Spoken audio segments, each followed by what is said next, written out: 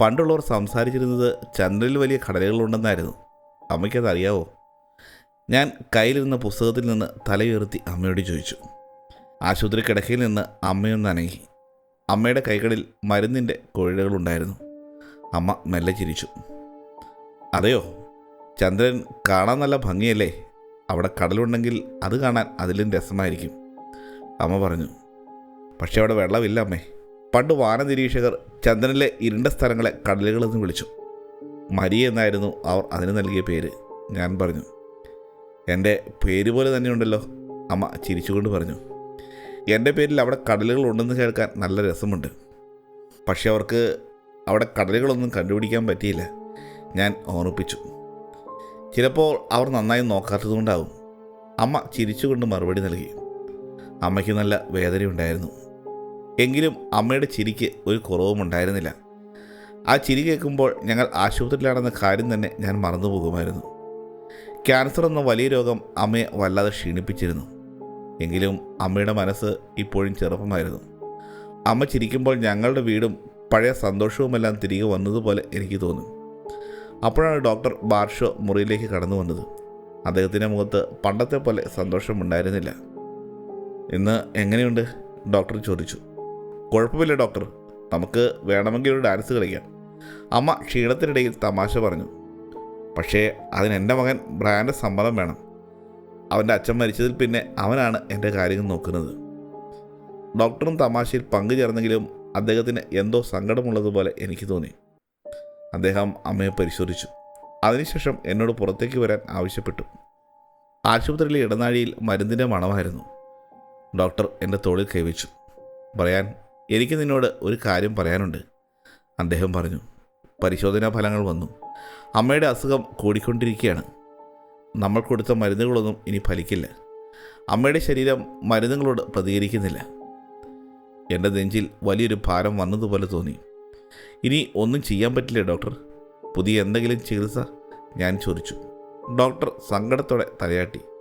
ഇല്ല പറയാൻ, ഇനി അധിക സമയമില്ല. ഒരുപക്ഷെ കുറച്ച് ദിവസങ്ങൾ മാത്രം. അമ്മയെ ഇനി ഇവിടെ നിർത്തിയിട്ട് കാര്യമില്ല. വീട്ടിലേക്ക് കൊണ്ടുപോകുന്നതാണ് നല്ലത്. അവസാന കാലത്ത് അമ്മ സമാധാനമായിരിക്കട്ടെ. എനിക്ക് കരച്ചിൽ വന്നു. പക്ഷേ ഞാൻ അടക്കി പിടിച്ചു. മുറിയിൽ അമ്മ ഉറങ്ങുകയായിരുന്നു. ഞാൻ അമ്മയെ നോക്കി. ഇല്ല, ഞാൻ തോൽക്കാൻ തയ്യാറല്ലായിരുന്നു. ഡോക്ടർമാർക്ക് ഒന്നും ചെയ്യാൻ കഴിയില്ലായിരിക്കാം. പക്ഷേ എൻ്റെ അമ്മയെ വിട്ടുകൊടുക്കാൻ എനിക്ക് മനസ്സില്ലായിരുന്നു. ശരി ഡോക്ടർ, ഞാൻ അമ്മയെ വീട്ടിലേക്ക് കൊണ്ടുപോകാം. മരുന്നുകൊണ്ടൊന്നും അമ്മയെ രക്ഷിക്കാൻ കഴിയില്ലെന്ന് എനിക്ക് മനസ്സിലായി. വേറെ എന്തെങ്കിലും വഴി നോക്കണം. അങ്ങനെയാണ് ആ വീടിൻ്റെ തട്ടും പുറത്തേക്ക് കയറാൻ തീരുമാനിച്ചത്. അവിടെ നല്ല തണുപ്പായിരുന്നു. തല നിവർത്തി നിൽക്കാൻ പോലും പറ്റാത്ത ചെറിയൊരു സ്ഥലമായിരുന്നു അത്. അവിടെ ആകെ പൊടി പിടിച്ച് കിടക്കുകയായിരുന്നു. മുട്ടിലഴിഞ്ഞാണ് ഞാൻ ഉള്ളിലേക്ക് പോയത്. അവിടെ ഒരു മൂലയിൽ അമ്മൂമ്മയുടെ പഴയ സാധനങ്ങൾ വെച്ചിരിക്കുന്ന ഒരു പെട്ടിയുണ്ടായിരുന്നു. പെട്ടി തുറന്നപ്പോൾ അതിൽ പഴയ പുസ്തകവും മെഴുകുതിരികളും പലതരം രൂപങ്ങളും കണ്ടു. അതിൽ നിന്ന് എനിക്കൊരു ചുവന്ന പുസ്തകവും കിട്ടി. അത് ഞാൻ തുറന്നു നോക്കി. മരണത്തെ എങ്ങനെ തടഞ്ഞു നിർത്താം എന്നതിനെക്കുറിച്ചുള്ള കാര്യങ്ങളായിരുന്നു അതിലുണ്ടായിരുന്നത്. എൻ്റെ അമ്മൂമ്മയെക്കുറിച്ച് പല കഥകളും ഞാൻ കേട്ടിട്ടുണ്ട്. അമ്മൂമ്മയ്ക്ക് എന്തൊക്കെയോ മന്ത്രവാദം അറിയാമായിരുന്നുവെന്ന് ചിലർ പറയും. ചിലർ പറയും അമ്മൂമ്മയ്ക്ക് വട്ടായിരുന്നുവെന്ന്. എനിക്ക് അതൊന്നും അറിയില്ലായിരുന്നു. പക്ഷേ ഈ പുസ്തകത്തിൽ എഴുതിയിരിക്കുന്ന കാര്യങ്ങൾ വിശ്വസിക്കാൻ തന്നെ പ്രയാസമായിരുന്നു. എന്നാലും എൻ്റെ അമ്മ ക്ഷീണിച്ചു വരികയാണ്. അമ്മയെ രക്ഷിക്കാൻ വേറെ വഴിയില്ല. അതുകൊണ്ട് ആ പുസ്തകത്തിൽ പറയുന്ന കാര്യങ്ങൾ ഒന്ന് പരീക്ഷിച്ച് നോക്കാൻ ഞാൻ തീരുമാനിച്ചു. ആ പെട്ടി അവിടെ തന്നെ വെച്ചിട്ട് ആവശ്യമുള്ള സാധനങ്ങൾ മാത്രം എടുത്ത് ഞാൻ താഴേക്കിറങ്ങി. ആ ചുവന്ന പുസ്തകത്തിൽ പറഞ്ഞിരിക്കുന്ന കാര്യങ്ങൾ ഞാൻ ഓരോന്നായി ചെയ്യാൻ തുടങ്ങി. വീടിനെ സംരക്ഷിക്കാൻ ഉപ്പ് അത്യാവശ്യമാണ്, അതിൽ എഴുതിയിരിക്കുന്നു. ഞാൻ കുറേ ഉപ്പെടുത്തു. വീടിൻ്റെ വാതിലുകളും ജനലുകളും താഴെ അത് വീറി. അതിനുശേഷം വീടിന് ചുറ്റും ഉപ്പ് കൊണ്ട് വലിയൊരു വൃത്തം വരച്ചു. പുറത്ത് നല്ല കാറ്റുണ്ടായിരുന്നുകൊണ്ട് ഉപ്പ് ഇടയ്ക്കിടയ്ക്ക് പറന്നു പോകുമായിരുന്നു. ചിലപ്പോഴൊക്കെ ഞാൻ ഓടിച്ചെന്ന് വീണ്ടും അവിടെ ഉപ്പിട്ടു. മരണം വീടിനുള്ളിലേക്ക് കടക്കാതിരിക്കാൻ ഉപ്പൊരു വേലി പോലെ കാക്കുമെന്ന് ഞാൻ വിശ്വസിച്ചു. അടുത്തായി ചില വിചിത്ര അടയാളങ്ങൾ വരയ്ക്കുകയായിരുന്നു ഞാൻ. ഒരു കത്തി കൊണ്ട് വീടിൻ്റെ തറയിലും ചുമരുകളിലും ഞാൻ അടയാളങ്ങൾ കുത്തിവെച്ചു. മുറ്റത്തെ മരങ്ങളിലും ഞാനത് വരച്ചു. ഇതൊക്കെ ചെയ്യുമ്പോൾ എനിക്ക് സംശയം തോന്നി. ഞാൻ ഈ കാണിക്കുന്നത് മണ്ടത്തരമാണോ? അതുകൊണ്ട് എന്തെങ്കിലും ഗുണമുണ്ടാകുമോ എന്ന് ഞാൻ ചിന്തിച്ചു. പക്ഷേ അമ്മയുടെ മുഖം കാണുമ്പോൾ ആ സംശയമെല്ലാം മാറും. അമ്മ ഓരോ ദിവസവും വളരെ ക്ഷീണിച്ചു വരികയാണ്. എന്നെ കാണുമ്പോൾ അമ്മ പലപ്പോഴും അച്ഛനാണെന്ന് തെറ്റിദ്ധരിക്കും. അച്ഛനെപ്പോലെ എനിക്ക് ചെമ്പൻ മുടിയും പച്ച കണ്ണുകളുമാണ് ഉള്ളത്. മരിച്ചുപോയ അച്ഛനെ പോലെ അമ്മയെ സംരക്ഷിക്കാൻ എനിക്കും കഴിയണമെന്ന് ഞാൻ ആഗ്രഹിച്ചു. അതുകൊണ്ട് ആ പണികൾ ഞാൻ തുടർന്നു. ഉപ്പും വരകളും കൊണ്ട് വീട് വൃത്തിയാക്കിയതിന് ശേഷം അവസാനമായി ചെയ്യേണ്ട ഒരു കാര്യം കൂടി ബാക്കിയായിരുന്നു. തട്ടിൻപുറത്തെ പെട്ടിയിൽ നിന്ന് ഒരു പഴയ മെഴുകുതിരി കിട്ടിയിരുന്നു. കാണാനൊട്ടും ഭംഗിയില്ലാത്ത ചെളി പിടിച്ച വെള്ള നിറമുള്ള ഒരു മെഴുകുതിരിയായിരുന്നു അത്. അത് കയ്യിലെടുത്തപ്പോൾ തന്നെ എനിക്ക് ഓക്കാനം വന്നു. അത്രയ്ക്ക് ചീഞ്ഞ മണമായിരുന്നു അത്. വെയിലത്ത് കിടക്കുന്ന ചീഞ്ഞ പ്ലാസ്റ്റിക് പോലെയോ മറ്റെന്തോ ആയിരുന്നു അതിൻ്റെ മണം. അത് ഡൈനിങ് ടേബിളിൽ വെച്ച് കത്തിച്ചു. സാധാരണ മെഴുകുതിരി പോലെയല്ല അത് കത്തിയത്. തീക്ക് ചുറ്റും തവിട്ട് കലർന്ന നിറമായിരുന്നു. അത് ചൂട് തരുന്നില്ല. കൈക്കടുത്ത് വെച്ചാൽ തണുപ്പാണ് തോന്നിയത്. മെഴുകുതിരി ഉരുകാൻ തുടങ്ങിയപ്പോൾ ആ ചീത്ത മണം കൂടി വന്നു. എനിക്ക് ഛർദ്ദിക്കാൻ തോന്നി. പക്ഷെ പുസ്തകത്തിൽ പറഞ്ഞിരിക്കുന്നത് പോലെ ചെയ്താൽ മാത്രമേ അമ്മയെ രക്ഷിക്കാൻ കഴിയൂ. അതുകൊണ്ട് ഞാൻ ആ മുറിയുടെ വാതിലടച്ച് പുറത്തേക്ക് ഇറങ്ങി. മെഴുകുതിരി അവിടെ ഇരുന്ന് കത്തട്ടെ, ആ മണം അവിടെ തന്നെ നിൽക്കട്ടെ എന്ന് ഞാൻ വിചാരിച്ചു. അമ്മയെ മരണത്തിൽ നിന്ന് രക്ഷിക്കാനുള്ള അവസാനത്തെ വഴിയായിരുന്നു അത്. മെഴുകുതിരി കത്തിച്ചതോടെ വീട്ടിൽ പല മാറ്റങ്ങളും വന്നു തുടങ്ങി. ആദ്യം എനിക്ക് തോന്നിയതാണെന്നാണ് ഞാൻ കരുതിയത്. പക്ഷേ അത് സത്യമായിരുന്നു. രാത്രി ഞാൻ പലതവണ അടച്ചുപൂട്ടിയ വാതിലുകൾ രാവിലെ നോക്കുമ്പോൾ മലർക്ക് തുറന്നു കിടക്കും. നമ്മൾ കഴിക്കാൻ വെച്ചിരിക്കുന്ന ഭക്ഷണം പെട്ടെന്ന് ചീത്തയാകും. ഫ്രിഡ്ജിൽ വെച്ചാൽ പോലും അത് കേടാകും. TV ആരും തൊടാതെ തന്നെ തനിയെ ഓണാവുകയും ഓഫാവുകയും ചെയ്യും. ഏറ്റവും വലിയ അത്ഭുതം ക്ലോക്കുകളായിരുന്നു. രാത്രി കൃത്യം 3 മണി 3 മിനിറ്റ് ആകുമ്പോൾ വീട്ടിലെ എല്ലാ ക്ലോക്കുകളും ഒരുമിച്ച് നിന്നുപോകും. മുറിയുടെ മൂലകളിൽ വിചിത്രമായ നിഴലുകൾ കാണാൻ തുടങ്ങി. ഞാൻ നോക്കുമ്പോൾ അവ അവിടെ ഉണ്ടാകും. കണ്ണ് ചിമ്മിയാൽ കാണാതാവും. എനിക്ക് പേടി തോന്നി തുടങ്ങി. ചിലപ്പോൾ മുറികളിൽ ആരും ഇല്ലാതിരുന്നാലും ആരോ അവിടെ ഉള്ളതുപോലെ എനിക്ക് തോന്നും. ഇതൊക്കെ പേടിപ്പിക്കുന്ന കാര്യങ്ങളായിരുന്നു. പക്ഷെ ഒരു കാര്യം എനിക്ക് ആശ്വാസം നൽകി. അമ്മ ഇപ്പോഴും ജീവിച്ചിരിക്കുന്നു. മരണം ഇതുവരെ അമ്മയെ കൊണ്ടുപോയിട്ടില്ല. ആ മെഴുകുതിരിയും വരകളും ഉപ്പും ചേർന്ന് മരണത്തെ തടഞ്ഞു നിർത്തുന്നുണ്ടെന്ന് ഞാൻ വിശ്വസിച്ചു. അതൊരു തുടക്കം മാത്രമായിരുന്നു. പിന്നെ കാര്യങ്ങൾ കൂടുതൽ പേടിപ്പിക്കുന്നതായി മാറി. മുറിയിലെ മൂലകളിൽ വിചിത്രമായ നിഴലുകൾ ഞാൻ കണ്ടു തുടങ്ങി. വെളിച്ചം അടിച്ചാലും ആ നിഴലുകൾ അവിടെ തന്നെ നിൽക്കുമായിരുന്നു. ഞാൻ സൂക്ഷിച്ചു നോക്കിയാൽ അവ പെട്ടെന്ന് മാഞ്ഞു പോകും. പക്ഷേ കണ്ണ് ചിമ്മിയാൽ അവ വീണ്ടും വരും. വീട്ടിൽ എപ്പോഴും എന്തൊക്കെയോ ശബ്ദങ്ങൾ കേൾക്കുമായിരുന്നു. ആരോ വാതിൽ മുട്ടുകയും നടക്കുകയും ചെയ്യുന്നത് പോലെ എനിക്ക് തോന്നി. എനിക്കാകെ പേടിയായി. രാത്രി ഒറ്റയ്ക്ക് കിടന്നുറങ്ങാൻ എനിക്ക് ധൈര്യമില്ലാതെയായി. അതുകൊണ്ട് ഞാൻ മുറി വിട്ട് അമ്മയുടെ മുറിയിൽ കിടക്കാൻ തുടങ്ങി. അമ്മയുടെ കട്ടിലിനടുത്ത് ഒരു കസാരയിട്ടാണ് ഞാൻ ഉറങ്ങിയത്. അമ്മയ്ക്ക് രാത്രി എന്തെങ്കിലും ആവശ്യം വന്നാൽ സഹായകമാകുമല്ലോ എന്നാണ് ഞാൻ അമ്മയോട് പറഞ്ഞത്. പക്ഷേ സത്യം അതല്ലായിരുന്നു. കൊച്ചുകുട്ടികൾ ഭൂതമുണ്ടെന്ന് കേൾക്കുമ്പോൾ അവർ പേടിച്ച് അച്ഛൻ്റെയും അമ്മയുടെയും അടുത്തേക്ക് ഓടില്ലേ, അതേപോലെയായിരുന്നു ഞാനും. പക്ഷേ ഇവിടെ ആ ഭൂതം സത്യമാണെന്ന് എനിക്ക് തോന്നി. എന്തോ ഒന്ന് ഇരുളിൽ ഒളിച്ചിരിപ്പുണ്ടായിരുന്നു. വീടിന് പുറത്തിറങ്ങാൻ എനിക്ക് വല്ലാത്ത പേടിയായി. സാധനങ്ങൾ വാങ്ങാൻ പോലും ഞാൻ കടയിൽ പോകാതെയായി. കഴിക്കാനുള്ള ഭക്ഷണം ഞാൻ ഫോൺ വരുത്തി വാങ്ങി തുടങ്ങി. വീട്ടിലെ ജനലുകളെല്ലാം ഞാൻ കർട്ടനിട്ട് മൂടി. പുറത്തുനിന്ന് ആരും ഉള്ളിലേക്ക് നോക്കരുത് എന്ന് ഞാൻ കരുതി. എപ്പോഴും ഇരുട്ടത്തായിരുന്നു ഞങ്ങൾ കഴിഞ്ഞിരുന്നത്. രാത്രിയാകുമ്പോൾ ജനച്ചിലുകളിൽ ആരോ വിരൽ കൊണ്ട് മുട്ടുന്ന ശബ്ദം കേൾക്കാം. ടക് ടക്. ആ ശബ്ദം കേൾക്കുമ്പോൾ എൻ്റെ നെഞ്ചിടിപ്പ് കൂടും. പുറത്ത് ആരുമില്ലെന്ന് എനിക്കറിയാം. പക്ഷേ എന്തോ അവിടെ ഉണ്ടായിരുന്നു. മെഴുകുതിരിയുടെ ആ ചീഞ്ഞ മണം ഇപ്പോൾ മുറിയിൽ മാത്രമല്ല, വീട് മുഴുവൻ പരന്നു. ശ്വാസം മുട്ടുന്നത് പോലെ തോന്നി. എങ്കിലും ഞാൻ അത് അണച്ചില്ല. ഞാനും അമ്മയും വീടിനുള്ളിൽ ഒരു തടവിലായതുപോലെയായി. പുറത്തിറങ്ങിയാൽ മരണം അമ്മയെ പിടിക്കുമെന്ന് എനിക്ക് ഉറപ്പായിരുന്നു. അതുകൊണ്ട് പേടി സഹിച്ചും ഞാൻ ആ വീട്ടിനുള്ളിൽ തന്നെ ഇരുന്നു. അമ്മ മരിച്ചില്ല, ശരിയാണ്. പക്ഷേ അമ്മ പഴയ ആളല്ലായിരുന്നു. അമ്മയുടെ ഓർമ്മകൾ ഓരോന്നായി മാഞ്ഞു പോകാൻ തുടങ്ങി. ചിലപ്പോൾ എന്നെ നോക്കി അമ്മ വെറുതെ ഇരിക്കും. ഞാൻ ആരാണെന്ന് അമ്മയ്ക്ക് മനസ്സിലാകില്ല.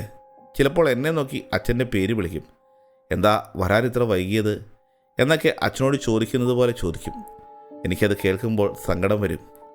അമ്മ മണിക്കൂറുകളോളം അനങ്ങാതെ ചുവരുകളിലേക്ക് നോക്കിയിരിക്കും. ഭക്ഷണം കഴിക്കാനും മറന്നുപോകും. ഒരു പഴയ ഫോട്ടോ വെയിലത്ത് കിടന്ന് മങ്ങുന്നത് പോലെയായിരുന്നു അമ്മ. ശരീരം അവിടെയുണ്ട്, പക്ഷേ അമ്മയുടെ മനസ്സ് എവിടെയോ മാഞ്ഞുപോയതുപോലെ. എങ്കിലും ഞാൻ സമാധാനിച്ചു. അമ്മ ജീവനോടെ ഉണ്ടല്ലോ, അത് മതിയായിരുന്നു എനിക്ക്. മരണം അമ്മയെ തൊടാൻ ഞാൻ സമ്മതിച്ചില്ലല്ലോ എന്നോർത്ത് ഞാൻ ആശ്വസിച്ചു. കാര്യങ്ങൾ കൂടുതൽ കുഴപ്പത്തിലായി. ആദ്യം കേട്ടത് വെറും തട്ടലും മുട്ടലും മാത്രമായിരുന്നു. ഇപ്പോൾ അതല്ല. ആരുമില്ലാത്ത മുറികളിൽ നിന്ന് ആരോ ചിരിക്കുന്നതും നിലവിളിക്കുന്നതും കേൾക്കാം. ചിലപ്പോൾ ആരോ ചെവിയിൽ രഹസ്യം പറയുന്നത് പോലെ തോന്നും. ഏറ്റവും പേടിപ്പിച്ചത് കുളിമുറിയിലെ സംഭവമാണ്. ഒരു ദിവസം ഞാൻ കുളിച്ചുകൊണ്ടിരിക്കുമ്പോൾ ആരോ വാതിൽ ശക്തിയായി തൊഴിച്ചു. വാതിൽ തകർന്നു പോകുമെന്ന് എനിക്ക് തോന്നി. ഞാൻ വേഗം പുറത്തേക്ക് ഇറങ്ങി. പക്ഷേ അവിടെ ആരും ഉണ്ടായിരുന്നില്ല. കണ്ണാടികൾ എനിക്ക് പേടിയായി തുടങ്ങി. കണ്ണാടിയിൽ നോക്കുമ്പോൾ എൻ്റെ പുറകിൽ എന്തൊക്കെയോ നിഴലുകൾ ഓടിമറയുന്നത് കാണാം. തിരിഞ്ഞു നോക്കിയാൽ ഒന്നും കാണില്ല. പേടി കാരണം വീട്ടിലെ എല്ലാ കണ്ണാടികളും ഞാൻ തുണി വെച്ച് മൂടിവെച്ചു. മരണം വീടിന് പുറത്ത് കറങ്ങി നടക്കുകയാണെന്ന് എനിക്ക് മനസ്സിലായി. ഞാൻ വരച്ച വരകളും ഇട്ട ഉപ്പും കാരണം അതിന് അകത്തേക്ക് കയറാൻ പറ്റുന്നില്ല. പക്ഷേ അത് വിട്ടുപോകാനും തയ്യാറല്ലായിരുന്നു. എന്നെയും അമ്മയും പേടിപ്പിച്ച് പുറത്തിറക്കാനായിരുന്നു അതിൻ്റെ ശ്രമം. 13-ാം ദിവസം ഒരു പേടി സ്വപ്നം കൊണ്ട് ഞാൻ ഞെട്ടിയുണർന്നു. നോക്കുമ്പോൾ അമ്മ കട്ടിലില്ല. എനിക്ക് ആകെ പേടിയായി. അമ്മയ്ക്ക് എഴുന്നേറ്റ് നടക്കാൻ പോലും വയ്യായിരുന്നു. പിന്നെ അമ്മ എവിടെ പോയി? ആ മുറിയിലുണ്ടായിരുന്ന ചീത്ത മണവും മാറിയിരുന്നു. അമ്മയെന്ന് വിളിച്ച് ഞാൻ പുറത്തേക്ക് ഇറങ്ങി ഓടി. ഡൈനിങ് റൂമിൻ്റെ വാതിൽ തുറന്ന് കിടക്കുകയായിരുന്നു. അവിടെ മേശക്കരികിൽ അമ്മ നിൽക്കുന്നത് ഞാൻ കണ്ടു. അമ്മ ആ മെഴുകുതിരിയുടെ മുന്നിൽ അനങ്ങാതെ നിൽക്കുകയാണ്. ഞാൻ അടുത്തു പോയി നോക്കി. അയ്യോ, ആ മെഴുകുതിരി അടഞ്ഞു പോയിരിക്കുന്നു. അമ്മ എന്താ ഇവിടെ? ഞാൻ ചോദിച്ചു.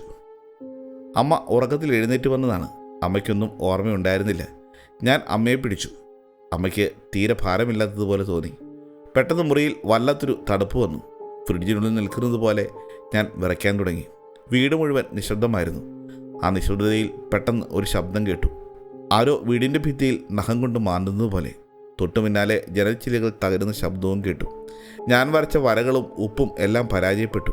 മെഴുകുതിരി അണഞ്ഞതോടെ മരണം വീടിനുള്ളിലേക്ക് കടന്നു വന്നിരിക്കുന്നു. പെട്ടെന്ന് മുറിയുടെ ഒരു മൂലയിൽ നിന്ന് വലിയൊരു കറുത്ത നിഴൽ പൊങ്ങി വന്നു. അതൊരു മനുഷ്യനെപ്പോലെ ഇരുന്നു. പക്ഷേ വല്ലാത്ത ഉയരമുണ്ടായിരുന്നു അതിന്. കണ്ണിമുട്ടുന്ന നേരത്തിനുള്ളിൽ അത് അമ്മയുടെ അടുത്തേക്ക് പാഞ്ഞെത്തി. ഒരു കറുത്ത തുണി കൊണ്ട് മൂടുന്നത് പോലെ ആ നിഴൽ അമ്മയെ മൂടി. അടുത്ത നിമിഷം അമ്മയെ അവിടെ കാണാതെയായി. അമ്മയെന്ന് വിളിച്ച് ഞാൻ അങ്ങോട്ടേക്ക് ചാടി. ഇല്ല, ഞാൻ വിട്ടുതരില്ല എന്ന് അലറിക്കൊണ്ട് അമ്മ നിന്ന സ്ഥലത്തേക്ക് ഞാൻ കൈനീട്ടി. അവിടെ ആ നിഴലിനെ ഞാൻ കൂട്ടിപ്പിടിച്ചു. വല്ലാത്തൊരു സാധനമായിരുന്നു അത്. എണ്ണ പോലെ വഴുവഴുപ്പുള്ള ഒന്ന്. ഓടുന്ന കുതിരയുടെ വാലിൽ പിടിച്ചാൽ എങ്ങനെയിരിക്കും? അതുപോലെ അതെന്നെയും വലിച്ചുകൊണ്ട് പോകാൻ തുടങ്ങി. വലിയ ശക്തിയായിരുന്നു അതിന്. എനിക്ക് ചുറ്റും വലിയ തണുപ്പ് തോന്നി. കണ്ണുകൾ ഇരുണ്ടുപോയി. എനിക്ക് ബോധം പോകുന്നത് പോലെ തോന്നി. എങ്കിലും ഞാൻ കൈവിട്ടില്ല. മരിച്ചാലും ശരി, അമ്മയെ തനിച്ചാക്കി ഞാൻ പിടിവിടില്ല എന്ന് മനസ്സിലുറപ്പിച്ചു. ആ വലിയ ശക്തി എന്നെയും വലിച്ചുകൊണ്ട് ഇരുട്ടിലേക്ക് പോയി. ഞാൻ മെല്ലെ ബോധം കെട്ടു. ഞാൻ കണ്ണു തുറന്നപ്പോൾ കണ്ടത് അത്ഭുതകരമായ ഒരു കാഴ്ചയായിരുന്നു. ഞാൻ പുല്ലിലാണ് കിടക്കുന്നത്. ചുറ്റും മരങ്ങളുണ്ടായിരുന്നു. ഏറ്റവും ഭംഗി ആകാശത്തിനായിരുന്നു. ആകാശം നിറയെ തിളങ്ങുന്ന നക്ഷത്രങ്ങളായിരുന്നു. പച്ചയും നീലയും നിറത്തിലുള്ള വലിയ വെളിച്ചങ്ങൾ ആകാശത്ത് ഓളങ്ങൾ പോലെ കിടക്കുന്നു. ചന്ദ്രൻ വളരെ അടുത്തായിരുന്നു. കൈ നീട്ടിയാൽ തൊടാമെന്ന് എനിക്ക് തോന്നി. എഴുന്നേറ്റ് നോക്കിയപ്പോൾ വലിയൊരു വഴി കണ്ടു. അതെങ്ങോട്ടോ നീണ്ടു പോകുന്നതായിരുന്നു. പെട്ടെന്ന് പിന്നിൽ നിന്ന് ഒരു ശബ്ദം കേട്ടു. നീ വിട്ടുപോകില്ല അല്ലേ? ഞാൻ തിരിഞ്ഞു നോക്കി. വീട്ടിൽ കണ്ട ആ കറുത്ത നിഴൽ അവിടെ നിൽക്കുന്നുണ്ടായിരുന്നു. പക്ഷേ അത് പതുക്കെ മാറാൻ തുടങ്ങി. അത് വലുതായി വലുതായി ആകാശം മുട്ട വളർന്നു. പക്ഷേ അത് ചുരുങ്ങി വലിയൊരു മനുഷ്യൻ്റെ രൂപത്തിലായി. പക്ഷേ അതൊരു സാധാ മനുഷ്യനല്ലായിരുന്നു. അതിൻ്റെ ശരീരം നിറയെ നക്ഷത്രങ്ങളായിരുന്നു. ആകാശത്തിലെ നക്ഷത്രങ്ങൾ ആ ശരീരത്തിൽ മിന്നിത്തിളങ്ങുന്നുണ്ടായിരുന്നു. നോക്കാൻ പേടിയും ഭയവും തോന്നിക്കുന്ന ഒരു രൂപം. നീ ആരാണ്? ഞാൻ പേടിയോട് ചോദിച്ചു. എൻ്റെ അമ്മയെ തിരിച്ചതാ. ആ നക്ഷത്ര രൂപം എൻ്റെ അടുത്തേക്ക് വന്നു. നിനക്കറിയാമല്ലോ ഞാൻ ആരാണെന്ന്, അത് പറഞ്ഞു. എനിക്കെൻ്റെ അമ്മയെ തിരിച്ചു വേണം, ഞാൻ കരഞ്ഞുകൊണ്ട് പറഞ്ഞു. ദയവ് ചെയ്ത് അമ്മയെ തിരിച്ചതാ. ആ നക്ഷത്ര രൂപം എന്നോട് പറഞ്ഞു. ഇനി അത് നടക്കില്ല. അമ്മയ്ക്ക് പോകാനുള്ള സമയമായി. നീ വെറുതെ അമ്മയെ പിടിച്ചു നിർത്തുകയായിരുന്നു. അത് ശരിയല്ല. എനിക്ക് അമ്മയെ വിട്ടുതരാൻ പറ്റില്ല. ഞാൻ വാശി പിടിച്ചു. ഞാൻ അമ്മയെ സ്നേഹിക്കുന്നതുകൊണ്ടല്ലേ അങ്ങനെ ചെയ്തത്. അപ്പോൾ രൂപം ശാന്തമായി പറഞ്ഞു. നീ ഒന്ന് ആലോചിച്ച് നോക്കൂ. മരണമൊരു ശത്രുവല്ല. ഒരുപാട് ക്ഷീണിച്ച ഒരാൾക്ക് ഉറങ്ങാൻ തോന്നില്ലേ? അതുപോലെയാണിത്. നീ അമ്മയെ മരിക്കാൻ സമ്മതിക്കാതെ പിടിച്ചു നിർത്തിയപ്പോൾ അമ്മയ്ക്ക് വേദന കൂടുകയല്ലേ ചെയ്തത്? അമ്മയ്ക്ക് സമാധാനം കൊടുക്കണ്ടേ? എനിക്ക് മറുപടി പറയാൻ പറ്റിയില്ല. അമ്മ അവസാന ദിവസങ്ങളിൽ അനുഭവിച്ച വേദന ഞാൻ ഓർത്തു. അമ്മയെ പിടിച്ചു നിർത്തിയത് എൻ്റെ സ്വാർത്ഥതയാണോ എന്നെനിക്ക് തോന്നി. അമ്മയെവിടെ? എനിക്കൊന്ന് കാണണം, ഞാൻ ചോദിച്ചു. പെട്ടെന്ന് നക്ഷത്ര രൂപം മാഞ്ഞുപോയി. നോക്കുമ്പോൾ ദൂരെയാ വഴിയരികിൽ അമ്മ നിൽക്കുന്നു. അത് ആശുപത്രിയിൽ കിടന്ന ക്ഷീണിച്ച അമ്മയല്ലായിരുന്നു. അസുഖം വന്നതിന് മുമ്പുള്ള നല്ല ആരോഗ്യവതിയായ അമ്മ. അമ്മയുടെ മുഖത്ത് പഴയ ചിരിയുണ്ടായിരുന്നു. ഇതൊരു നല്ല സ്വപ്നമാണല്ലോ, ആകാശത്തേക്ക് നോക്കി പറഞ്ഞു. എന്തൊരു ഭംഗി. ഞാൻ അമ്മയുടെ അടുത്തേക്ക് ഓടിച്ചെന്നു. അപ്പോൾ അമ്മയുടെ അടുത്ത് നിന്ന് ഒരാൾ കൂടി നടന്നു വന്നു. ചെമ്പൻ മുടിയുള്ള പച്ച കണ്ണുള്ള ഒരാൾ. അതെൻ്റെ അച്ഛനായിരുന്നു. വർഷങ്ങൾക്ക് മുമ്പ് മരിച്ചുപോയ എൻ്റെ അച്ഛൻ. അച്ഛൻ ചിരിച്ചുകൊണ്ട് അമ്മയുടെ കയ്യിൽ പിടിച്ചു. അവർ രണ്ടുപേരും സന്തോഷത്തിലാണെന്ന് എനിക്ക് മനസ്സിലായി. മരണം അമ്മയെ വേദനിപ്പിക്കാനല്ല, അച്ഛൻ്റെ അടുത്തേക്ക് എത്തിക്കാനാണ് വന്നതെന്ന് ഞാൻ തിരിച്ചറിഞ്ഞു. അച്ഛൻ അമ്മയുടെ കൈ ചേർത്ത് പിടിച്ചു. അച്ഛൻ എന്നെ നോക്കി ചിരിച്ചു. പേടിക്കണ്ട മോനെ, അമ്മയെ ഞാൻ നോക്കിക്കോളാം, അച്ഛൻ പറഞ്ഞു.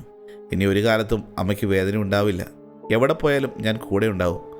അത് കേട്ടപ്പോൾ എനിക്കൊരു വലിയ സമാധാനം തോന്നി. ഇത്രയും നാൾ ഞാൻ അമ്മയെ തനിച്ചാക്കാൻ പേടിക്കുകയായിരുന്നു. ഇപ്പോൾ അമ്മയ്ക്ക് കൂട്ടിന് അച്ഛനുണ്ടല്ലോ.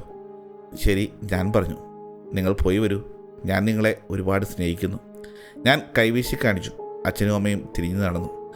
ആ നക്ഷത്രങ്ങളുടെ വെളിച്ചത്തിലേക്ക് അവർ നടന്നു പോകുന്നത് ഞാൻ നോക്കി നിന്നു. അത് കാണാൻ നല്ല ഭംഗിയായിരുന്നു. പെട്ടെന്ന് ഞാൻ കണ്ണു തുറന്നു. നോക്കുമ്പോൾ ഞാൻ റൂമിലെ ഡൈനിങ് ടേബിൾ ഇരിക്കുകയാണ്. മുന്നിൽ ആ മെഴുകുതിരി ഇരിക്കുന്നു. അത് അടഞ്ഞു പോയിരിക്കുന്നു. ഇപ്പോൾ അതിന് ചീത്ത മണമില്ല. വീട് മുഴുവൻ നിശബ്ദമാണ്. പേടിപ്പിക്കുന്ന ശബ്ദങ്ങളോ നിഴലുകളോ ഒന്നുമില്ല. ഞാൻ അമ്മയുടെ മുറിയിലേക്ക് പോയി. അമ്മ അവിടെ ഉണ്ടായിരുന്നില്ല. അമ്മ പോയി കഴിഞ്ഞിരിക്കുന്നു. പക്ഷേ എനിക്ക് കരച്ചിൽ വന്നില്ല. കാരണം അമ്മ ഇപ്പോൾ എവിടെയാണെന്ന് എനിക്കറിയാം. മാസങ്ങൾ കടന്നുപോയി. ഞാൻ വീട് പഴയതുപോലെയാക്കി. ആ വരകളും ഉപ്പുമെല്ലാം ഞാൻ മായ്ച്ചു കളഞ്ഞു. ഇപ്പോൾ ഞാൻ രാത്രികളിൽ പുറത്തിറങ്ങി നടക്കാറുണ്ട്. ആകാശത്തേക്ക് നോക്കുമ്പോൾ വടക്ക് ഭാഗത്ത് ഒരു തെളിഞ്ഞ നക്ഷത്രം കാണാം. അതൊരുപക്ഷെ അച്ഛനും അമ്മയും ആയിരിക്കാം. അവർ ആകാശത്തെവിടെയോ ഇരുന്ന് എന്നെ നോക്കുന്നുണ്ടാവും. അമ്മയുടെ അസുഖങ്ങളെല്ലാം മാറി. അച്ഛൻ്റെ കൂടെ അമ്മ സന്തോഷമായിരിക്കുന്നുവെന്ന് എനിക്ക് ഉറപ്പാണ്.